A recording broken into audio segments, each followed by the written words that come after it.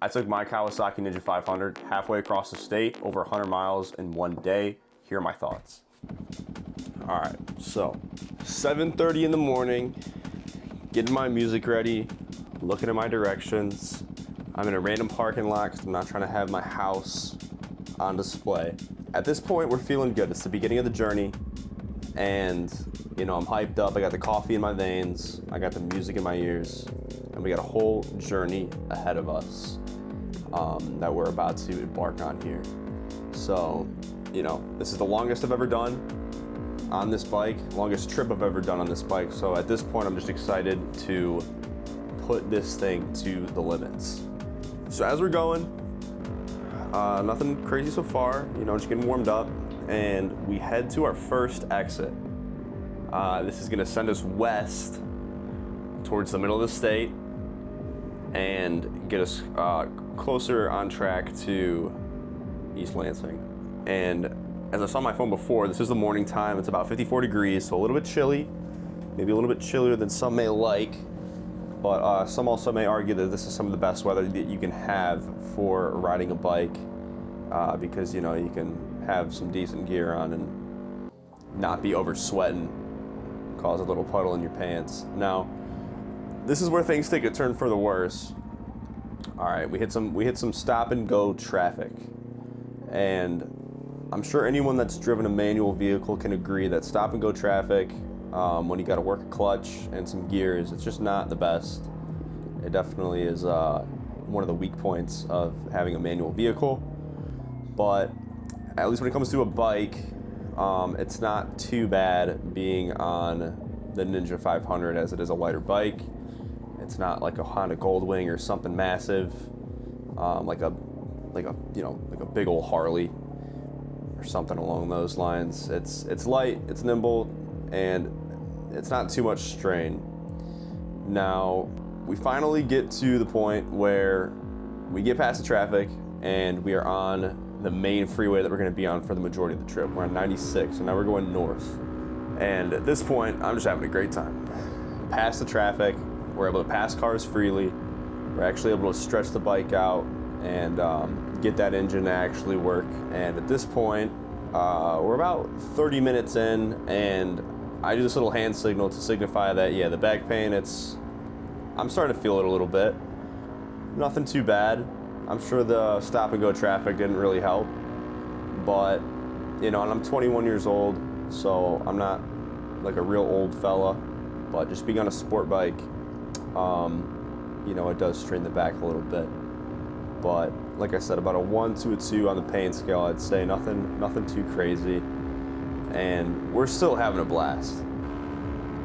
And you know, as I'm cruising down the freeway, I really start to question, right? I see a lot of these reviews and I see a lot of people talking about this bike. I've done a lot of research on this bike, and I've always been confused why people, they talk down on the freeway capability of this bike. And I just don't really think that it's valid, because I mean, this thing, to me, it handles completely fine. I mean, I can cruise along with speeding traffic, and I still have plenty of passing power. Even in 6th gear, I don't feel any need to downshift, really. Don't get me wrong, if you go down to 5th, it's not bad. You're going to be a little bit higher on the RPMs, but I just don't really think it's that bad. And a lot of people too, you know, they criticize it for being higher in the RPM range, but at the end of the day, the engine's designed for it. The Kawasaki made the engine to, you know, kind of handle those higher RPMs more consistently. So I would not worry about that if that is a concern. If you do the research, it'll back me up here. But once we get to about 1.5 hours in, it's about 9 o'clock at this point. You can see I'm starting to lean back a little bit. This is when the back pain really starts to get to me. Still not horrible, but at this point I'm probably more at like a 3 or a 4 on the pain scale. To me, it's still manageable. Still got the music playing. Still feeling good. We got it's still a pretty long ways to go, so it's nothing terrible. But this brings me to something that I want to show. So for people that may not understand, which I'm sure you guys do, here's the rider triangle, okay? And what I have here is an arrow pointing at the back, because that's about where 30, maybe 35% of the fatigue really sets in, is when you're bent on that sport bike. And I'm a taller fella. I'm about 6, maybe 6'1" on a good day. And, you know, when you're hunched like that for a while, especially if you're trying to, you know, tuck and dodge some of that wind, you do start to feel it. I'll be honest, you really do start to feel it, especially once you get, like I said, right, an hour, 1.5 hours in. You're bound to feel it. It's not a deal breaker. You're still gonna have a good time, but I could tell for sure, for maybe an older fella, it might be a deal breaker. Now, the other area that I have highlighted here is the knees, right? I got that circled. And I think that's probably another 20-25% of where the fatigue is. And I'd honestly maybe even put it higher, but since you have the ability to kind of, you know, stretch out your legs sometimes, which is kind of risky, right? Because you don't want to clip your legs or clip your feet on the ground. But basically, as you can see, right, your leg is folded.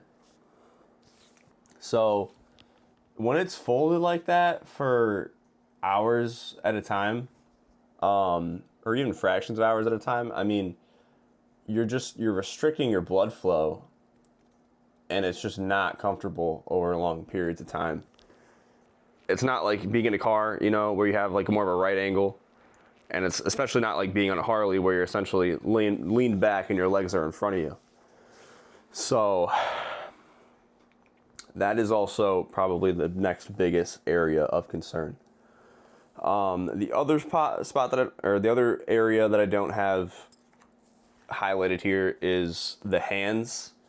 That's probably another 10-15% of where the fatigue is at, and really it's just because this bike doesn't have cruise control, and it's specifically your right hand. You're just going to be articulating that throttle a lot, and it does definitely start to wear on your hand a little bit, especially if the weather's a little bit colder, and especially if you got some thick gloves on. It can wear it out a little bit.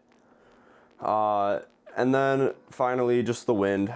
You know, it's not a huge windscreen up front there. The SE has a bigger windscreen and could maybe, I'm talking about the Kawasaki Ninja 500 SE, that could help shield a little bit more air, but, you know, it's just not a huge windshield fairing, whatever you want to call it, that's blocking wind. So the wind's definitely going to be all up in your face, all up in your chest. But besides that, you know, you're selling a sport bike, and you can still make a fun time. It's too loud.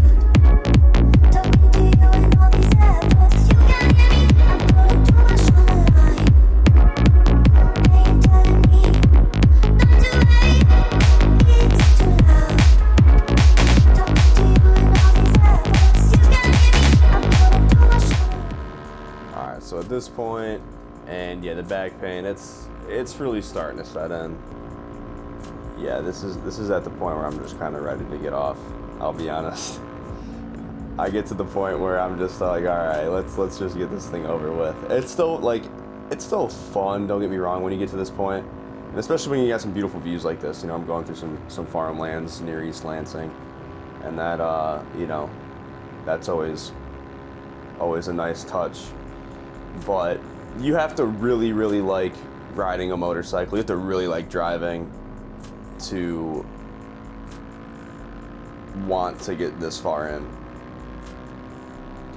And yeah, I'm definitely just trying to cruise past the traffic, and that's what I'm talking about, the hand cramping of the constant throttle control, and especially with the folds of the gloves kind of digging into your hands a little bit. Yeah, at this point, once you're about like almost 2 hours in, or about 2 hours in, yeah, this is when it gets pretty bad, and I'm pretty relieved just to see the Lansing sign.